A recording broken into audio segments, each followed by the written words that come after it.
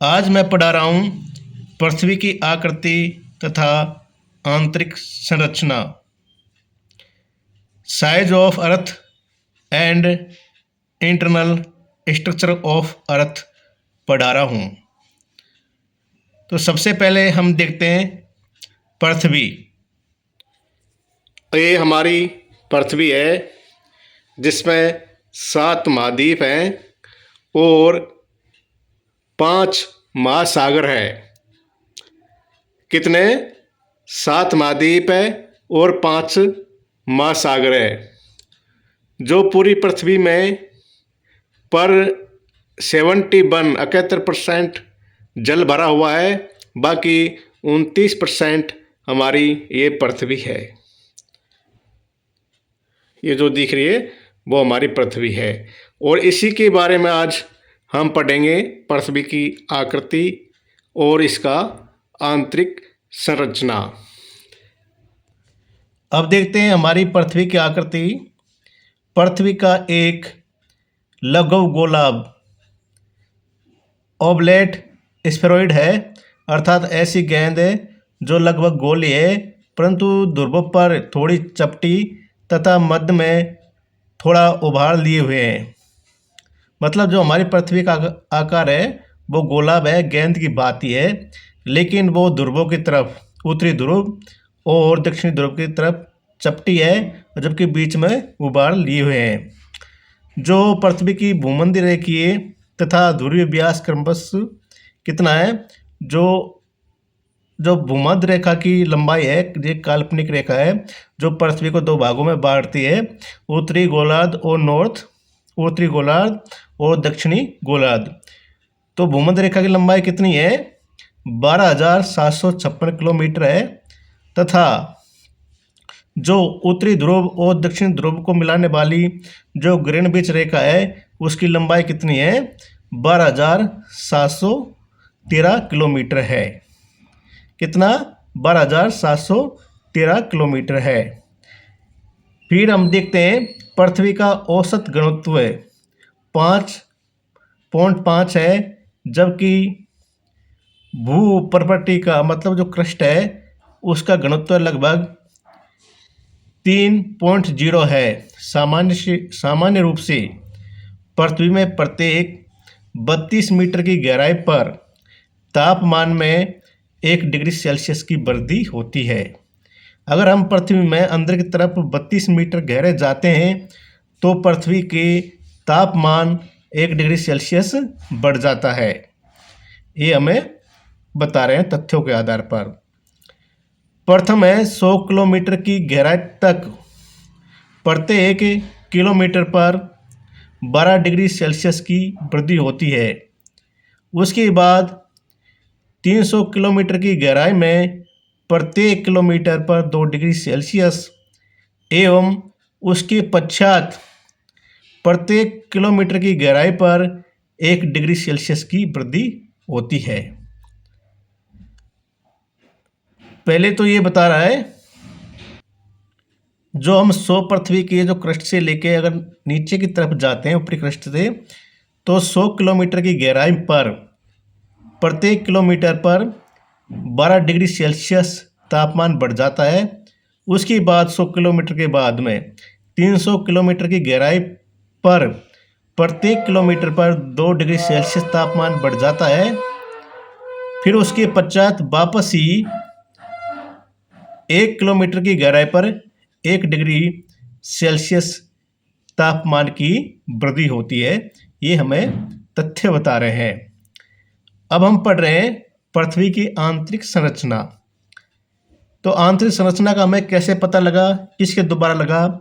ये हमें भूकंपीय तरंगों के द्वारा, जैसे ज्वालामुखी, भूकंप और जो खनन हो रहा है उनसे हमारे वैज्ञानिकों ने पृथ्वी की आंतरिक संरचना का पता लगाया।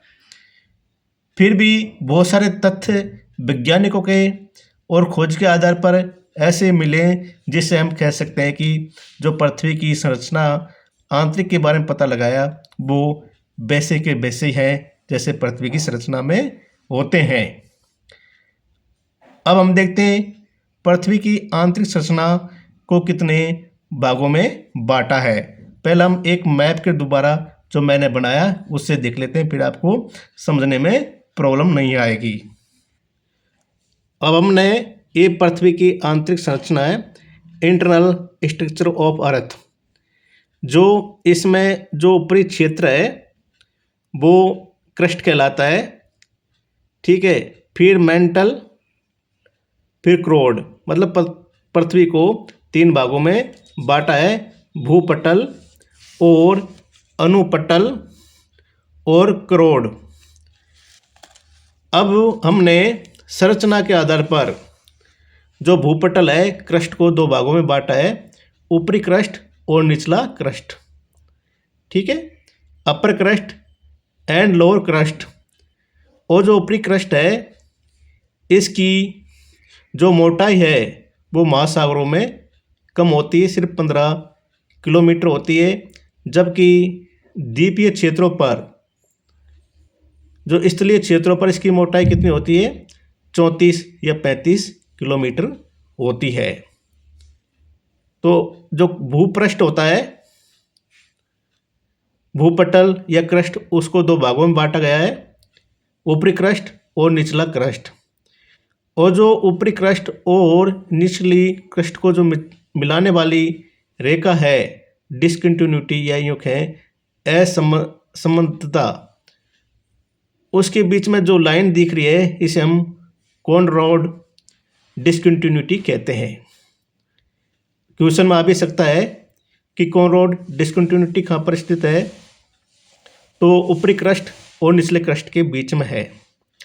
फिर 35 किलोमीटर से लेकर के 2900 किलोमीटर पृथ्वी का भाग है अनुपटल, मतलब मेंटल कहलाता है। कौन सा भाग? मेंटल कहलाता है, जो 35 किलोमीटर से लेकर के 29 किलोमीटर का जो भाग है पृथ्वी का वो मेंटल है। इसको भी हमने वैज्ञानिकों ने संरचना के आधार पर 2 भागों में बांटा है, ऊपरी मेंटल और निचला मेंटल।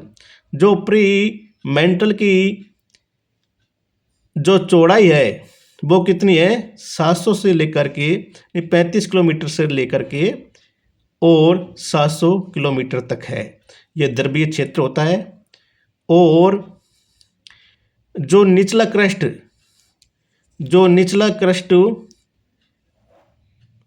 क्रस्ट और ऊपरी मेंटल के बीच में जो डिसकंटिन्यूटी पाई जाती है उसे मोबिसिक डिसकंटिन्यूटी कहते हैं। जो निचला क्रस्ट और ऊपरी मेंटल के बीच में जो डिसकंटिन्यूटी पाई जाती है उसे मोबिसिक असमानता कहते हैं। फिर 700 किलोमीटर से लेकर के 2900 किलोमीटर के बीच, जो 700 किलोमीटर से लेकर के 2900 किलोमीटर के बीच जो पृथ्वी की संरचना पाई जाती है उसे निचला मेंटल या लोअर मेंटल कहते हैं। और जो ऊपरी मेटल और जो निचला मेटल के बीच में जो डिसकंटिन्यूटी पाई जाती है उसे रैपिड डिसकंटिन्यूटी कहते हैं। क्वेश्चन में पूछ लिया जाता है कि रैपिड डिसकंटिन्यूटी किसके बीच में पाई जाती है, तो ऊपरी मेटल और निचला मेटल के बीच में स्थित है। फिर 2900 किलोमीटर से लेकर के 5250 किलोमीटर के बीच जो संरचना पाई जाती है उसे बाह्य क्रोड कहते हैं। वैसे पूरा क्रोड है, लेकिन इसको भी 2 संरचनाओं में बांटा हुआ है, बाह्य क्रोड और निचला क्रोड। जो 2900 किलोमीटर से लेकर के 5200 किलोमीटर के बीच का जो संरचना है उसे बाह्य क्रोड कहते हैं। और जो निचला मेटल और बाह्य क्रोड के बीच जो संरचना है उसे गुटेनबर्ग डिसकंटिन्यूटी के नाम से जानते हैं। निचला मेटल और बाह्य मेटल के बीच में जो क्षेत्र है उसे गुटेनबर्ग असमानता के नाम से जानते हैं।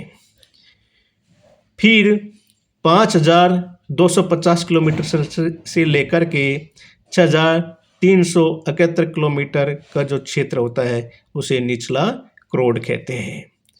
और बाह्य क्रोड और निचले क्रोड के बीच में जो डिस्कंटिन्यूटी पाई जाती है उसे लेहमैन डिस्कंटिन्यूटी के नाम से जानते हैं। बाह्य क्रोड निचला क्रोड के बीच में जो डिस्कंटिन्यूटी है उसे लेहमैन असंबद्धता के नाम से जानते हैं। एक बार दोबारा हम डिस्कंटिन्यूटी के बारे में देख लेते हैं, कभी भी क्वेश्चन बन सकता है।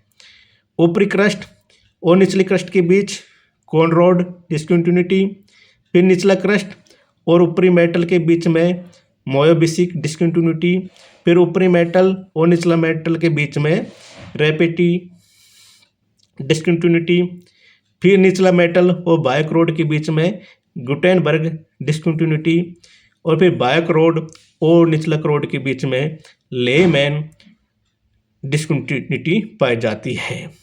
अब ये जो ऊपरी मतलब जो पृथ्वी का भूपटल है या क्रस्ट है वो पूरी पृथ्वी का कितना आयतन बनाता है, वो 0.5% आयतन बनाता है। पूरा संरचना का कितना बनाता है, 0.5%। फिर जो मेटल है वो सबसे अधिक पृथ्वी की संरचना का भाग बनाता है, कितना बनाता है, 83%। फिर जो क्रोड है वो कितना पृथ्वी की संरचना का कितना आयतन बनाता है, वो 16% आयतन बनाता है। अब हम देखते हैं फैक्ट्स के बारे में। ये अब आपने इसको पढ़ लिया, अब इसे याद रखेंगे, कभी भी डिस्कंटिन्यूटी के बारे में पूछ सकता है। पृथ्वी की आंतरिक भागों को 3 मंडलों या परतों में विभाजित किया जा सकता है। ये 3 मंडल है या परतें इस प्रकार है, जैसे भूपटल, क्रस्ट, अनुपटल, मेंटल, और उसके बाद में भूक्रोड कोर, इसके नाम से 3 परत है। अब देखते हैं हम क्रस्ट। यह पृथ्वी की सबसे भारी परत है, इसे सियाल भी कहते हैं। यह सिलिका एवं एल्यूमिनियम से निर्मित है। इसमें अवसादी एवं ग्रेनाइट चट्टानों की प्रधानता है। भूकंपीय तरंगों की गति के आधार पर भूपटल को 2 भागों में विभाजित किया जाता है, ऊपरी परत और निचली परत, अपर क्रस्ट और लोअर क्रस्ट। जो ऊपरी क्रस्ट है इसमें मुख्यतः ग्रेनाइट चट्टानें पाई जाती है, जिसके द्वारा महाद्वीपों का निर्माण हुआ है। इस परत में सिलिका एवं एल्यूमिनियम जैसे तत्वों की प्रधानता है, अतः इसे सियाल भी कहा जाता है। और इसका घनत्व कितना आता है, 2.7%, 2.7% इसका घनत्व है। फिर है लोअर क्रस्ट। जो ऊपरी क्रस्ट है वो ग्रेनाइट चट्टानों से निर्मित है, जबकि लोअर क्रस्ट है वो बेसाल्ट चट्टानों की अविच्छिन्न बिखरी हुई मतलब नई बिखरी हुई परत पाई जाती है, जिसके द्वारा महाद्वीपीय सतह का निर्माण हुआ है। यह सिलिका एवं मैग्नीशियम से मिलकर बना है, अतः इसे सीमा कहा जाता है। इसका औसत घनत्व कितना होता है, 3.0 है। आपसे क्वेश्चन ये भी पूछ सकता है सीमा कौन से क्रस्ट में है, या ये भी पूछ सकता है सियाल कौन से क्रस्ट में है। अब इसका सिंपल एग्जांपल है, जिसमें सियाल है वो ऊपर वाला, जिसमें सीमा है वो निचले वाला क्रस्ट है। अब भूपटल, मेंटल। भूपटल के निचले आधार पर भूकंपीय तरंगों की गति में अचानक वृद्धि हो जाती है। वास्तव में निचली भूपटल परत तथा ऊपरी अनुपटल परत के बीच में एक परत विद्यमान है, जिसे हम डिस्कंटिन्यूटी कहते हैं। इसमें भूकंपीय तरंगों की गति मंद पड़ जाती है। इसे निम्न गति का मंडल, जोन ऑफ लो वेलोसिटी कहते हैं। किसको कहते हैं, जो कौन सा, जो अपर मेंटल है उसे। फिर क्रोड। इस परत को धातु क्रोड या गुरुमंडल या अंतरम भी कहते हैं। अनुपटल और भूक्रोड की सीमा को गुटेनबर्ग डिस्कंटिन्यूटी कहते हैं। इस सीमा के सारे घनत्व में अत्यधिक परिवर्तन होते हैं। भूक्रोड में निकल एवं फेरस की प्रधानता होती है, इसे निफे भी कहते हैं। इसका आयतन पृथ्वी के कुल आयतन का 16% है, ये पहले बता दिया था। और कुल द्रव्यमान का 32% है इसका भार, क्योंकि इसमें लोहे और निकिल पाया जाता है। यह परत तरल अथवा प्लास्टिक अवस्था में है, लेकिन अत्यधिक दबाव के कारण ये ठोस की तरह आचरण करती है। अब हम देखते हैं, क्या देखते हैं, पृथ्वी की परतें और उनका आयतन एवं द्रव्यमान हमने देख लिया। भूपटल का आयतन कितना है 0.5, द्रव्यमान कितना, वजन कितना है इसका 0.2%। फिर अनुपटल है मेंटल, ये 83.5% है और द्रव्यमान कितना है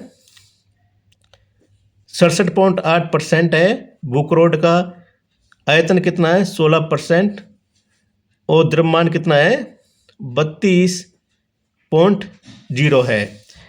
अब भू प्रॉपर्टी एवं संपूर्ण पृथ्वी की विभिन्न तत्वों की मात्रा जो पृथ्वी में विद्यमान है। अभी आपसे पूछा जा सकता है कि पृथ्वी में कौन से तत्व की सर्वाधिक मात्रा पाई जाती है, यह क्रमबद्ध पूछ सकता है, तो ये याद करना हमें जरूरी है। अब देख लेते हैं ऑक्सीजन की जो पृथ्वी में कितना प्रतिशत विद्यमान है, वो है 46.8%। उसके बाद में लोहा है 35%, फिर सिलिका है 27.7%। ठीक है, ये जो प्रथम है तत्व प्रतिशत में, ये क्रस्ट में है। और जो दूसरा बता रहा है संपूर्ण पृथ्वी में मात्रा, ये दो क्वेश्चन बन सकते हैं कि क्रस्ट में किसकी मात्रा सबसे अधिक पाई जाती है। तो क्रस्ट में जैसे ऑक्सीजन की 46.8% पाई जाती है, सिलिका की 27.7%, एल्यूमिनियम की 8% एक, लोहा की 5%, कैल्शियम की 3% 6, जो कैल्शियम की है वो 3.6%, सोडियम की 2% 8, सोडियम की 2.8%, पोटेशियम की 2.5% और मैग्नीशियम की 2.0%। ये किसमें पाई जाती है, क्रस्ट में तत्वों की विद्यमानता है। सबसे ज़्यादा क्रस्ट में किसकी विद्यमानता है, ऑक्सीजन की, फिर सिलिका की, फिर एल्यूमिनियम की, फिर लोहा की। असंपूर्ण पृथ्वी में सबसे अधिक तत्व कौन सा विराजमान है, प्रथम नंबर पर लोहा, फिर ऑक्सीजन, फिर सिलिका, फिर मैग्नीशियम, फिर निकेल, फिर सल्फर। ये संपूर्ण पृथ्वी का ये क्रस्ट का है।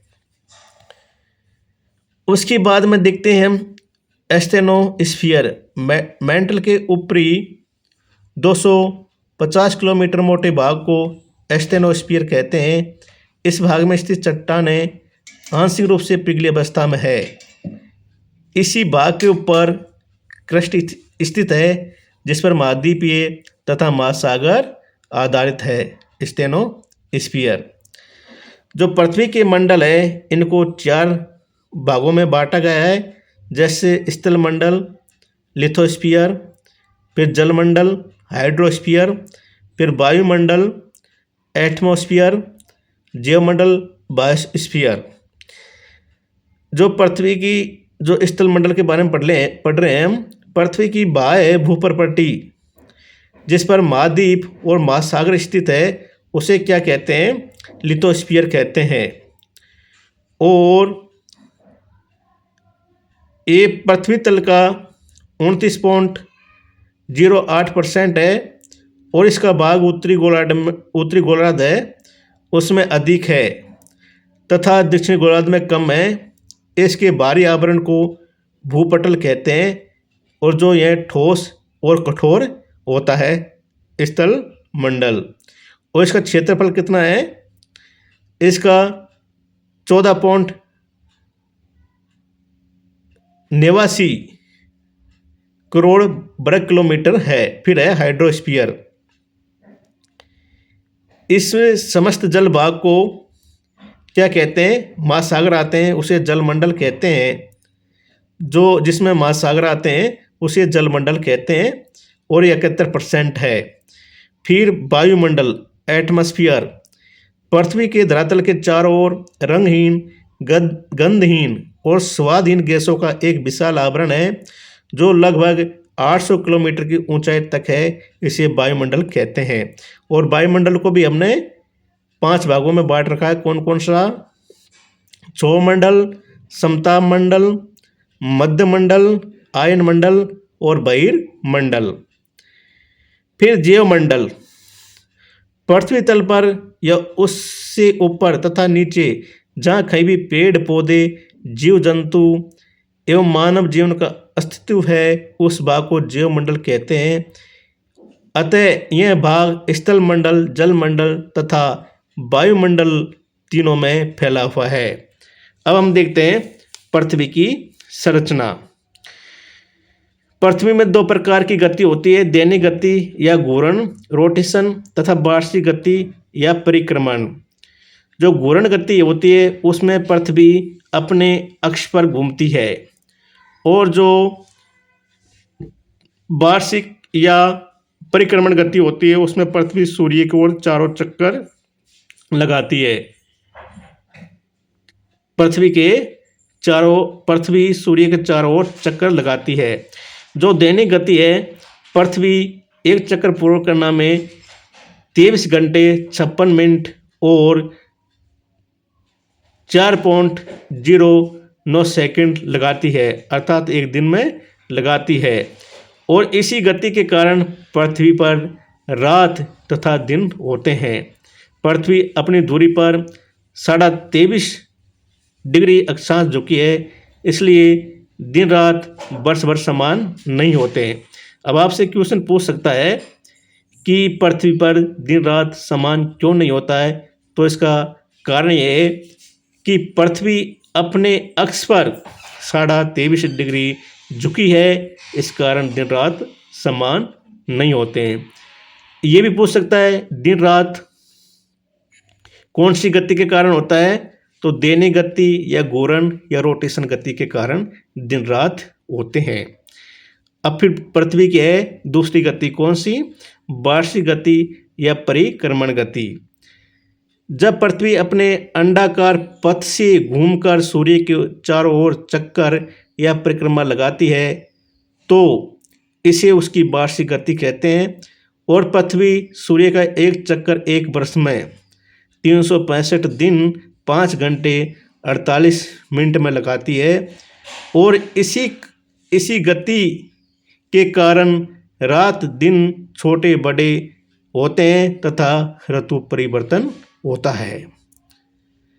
पृथ्वी जिस मार्ग पर सूर्य का चक्कर लगाती है उस मार्ग को उसकी कक्षा ऑर्बिट कहते हैं और इस मार्ग के तल को कक्षीय तल कहते हैं। तो हेलो गाइज, आज मैंने आपको पृथ्वी का साइज और आंतरिक संरचना के बारे में बताया है। प्लीज़ मुझे कमेंट्स में बताएं और मैं कैसे पढ़ा रहा हूँ, अच्छा पढ़ा रहा हूँ या बुरा पढ़ा रहा हूँ, कमेंट्स में ज़रूर बताएं। और मेरे YouTube चैनल को आप लाइक, सब्सक्राइब, शेयर ज़रूर करें। Thank you so much.